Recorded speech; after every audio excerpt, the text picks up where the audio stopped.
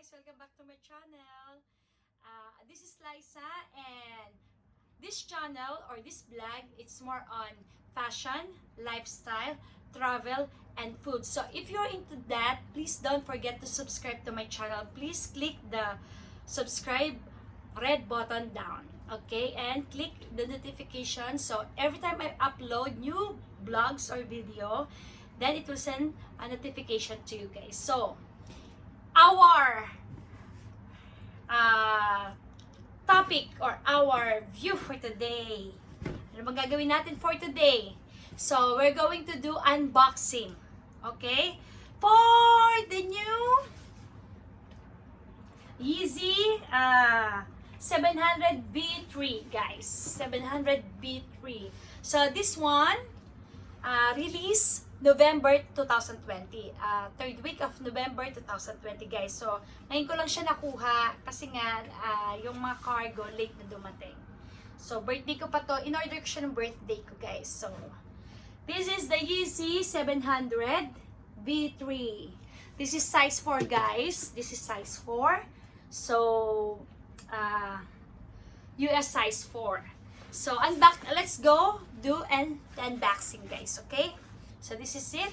I got it in Stocks X. Stock X. Am I right? Okay. So, this is it, guys. I want to show it to you. Here you go. Okay? So, what's inside of this V3? This is the Safflower, guys. Safflower. So, I've got it from Stocks. See, guys. Actually, guys, before I'm planning to take the blue one or the white one. So since it's pricey, hindi siya nagdi-decrease yung price nung white. So when they release this one, I've noticed it's white. Actually, if I'm going to turn off the light, guys, yung lightning ko pala sa araw yan galing, ha. It's from the sun. So guys, eto, if I'm going to turn off the light, or in the dark, it's glow in the dark. Okay, like the other V3, okay? So, they call this pair as Safflower. Safflower. Yes, guys. See, ganda niya, di ba? So, it comes with, this one, guys, ay nasa loob niya, ng box niya. So, it comes with extra lace. Because this lace, guys, this one, yung lace niya na to, this one, you can replace it, guys. Pwede siyang, you can remove this one and replace it with the regular shoelace. Yan, guys. May shoelace siyang extra. So, this one, guys, para just in case if you want to tighten it up, if it's too loose for you, you can replace it with this lace. Okay?